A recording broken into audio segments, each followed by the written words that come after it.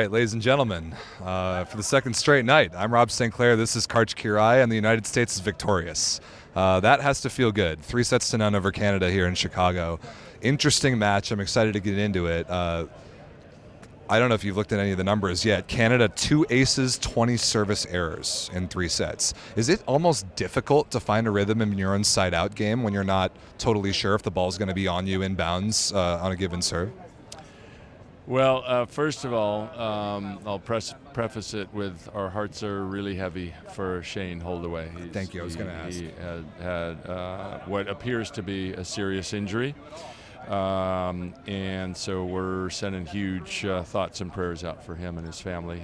He was doing really well here in his first 2 ever VNL matches. And then to your question, it's really important to.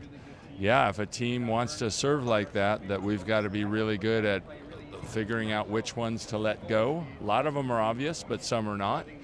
But to let accept the gifts and not play too many out balls. And I think we only played maybe 1. So our passers did a nice job. We did some nice adjustments in terms of what kind of a stack as we're trying to run some opposites across. We have a solution that's a middle stack and a solution that's a left side stack. A left side stack. Left side's more for the high tossers, middle for the low, and we figured out a solution there to pass with 2. So our guys are very problem solving and solution oriented, and they did a really nice job tonight. Can you talk to us about your opposite position? You have 3 active this week. You had 2 down in Rio that you used really quite interchangeably, especially in like kind of the delayed 6-2 substitution pattern. What sort of responsibility is being put on that position group? And then what is the mindset of the guys that have to come off the bench for 3-ish rotations to continue to contribute? Well, we were very happy to have 3 opposites on the roster last night because it was the 3rd try that finally we found a good answer. Gabi was strong then in our comeback win against China, and then just right out of the gate today. So he had a really solid performance.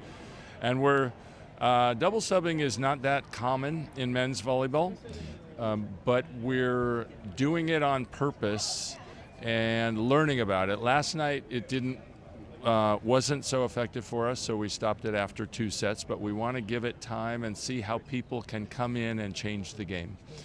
You talked to us about game changers last night. Exactly. Quinn and who was it last night? I guess Kyle Hobus. And then tonight it was Quinn and Kyle Ensing. And so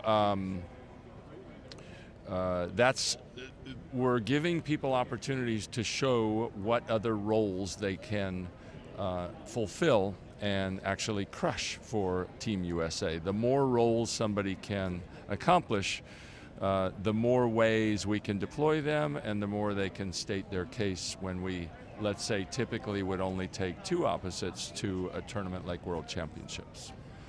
On that subject and on a more macro level about maybe this season, this year, this summer, including the World Championship or even the entire Olympic cycle, the runway or the leash that this team has, given that we're hosting the Olympic Games and don't have to worry about the qualification process, gives us just a lot of luxuries and you and your coaching staff to experiment and try and learn without necessarily pressure on the results. The result is nice, but like you just said, maybe the delayed 6-2 substitution pattern is the thing that you can learn. What other things with that unique flexibility in mind are you trying to learn about this team this summer?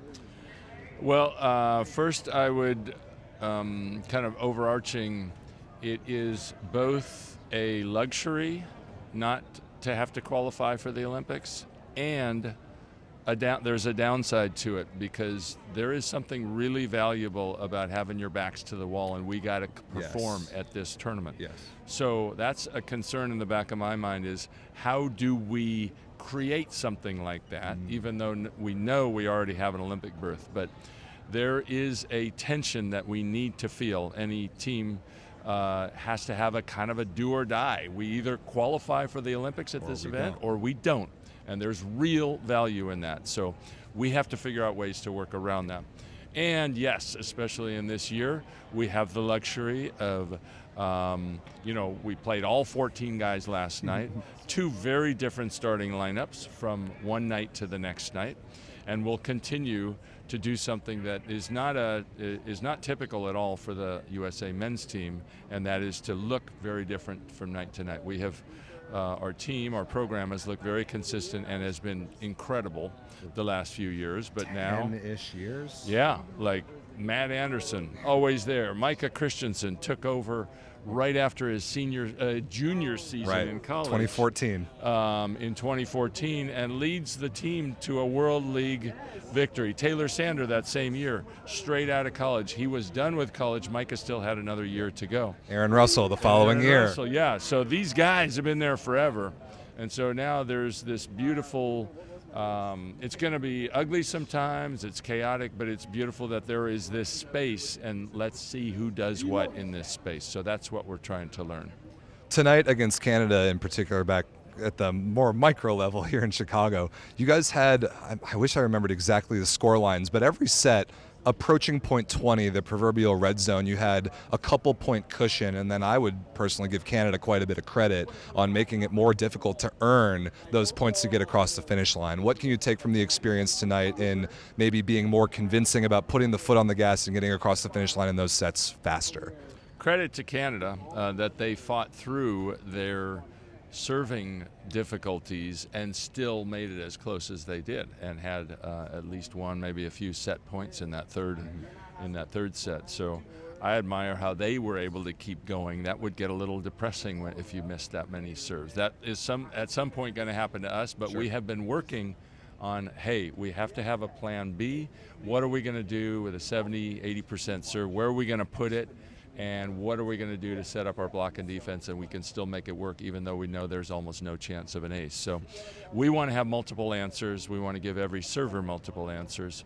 So that's something that we have certainly worked on. We started out quite poorly. I think we missed maybe 4 of our first 5 serves. Something like that. But fell into a better groove and found the right person, the right target, and eventually Skylar came in for him and shored up their reception, so that made it a little more difficult to create problems too. But that's one of the beauties of this game. Really good coaching, really good players.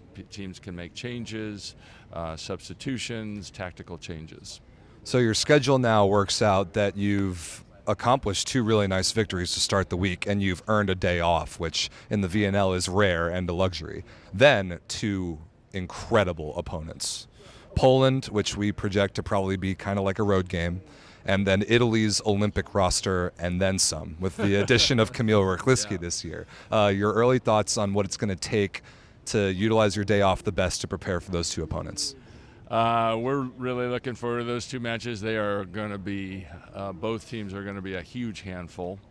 You mentioned a road match. I think the crowd here in Now Arena is going to be more hostile than if we were playing in Warsaw or Gdansk. I agree.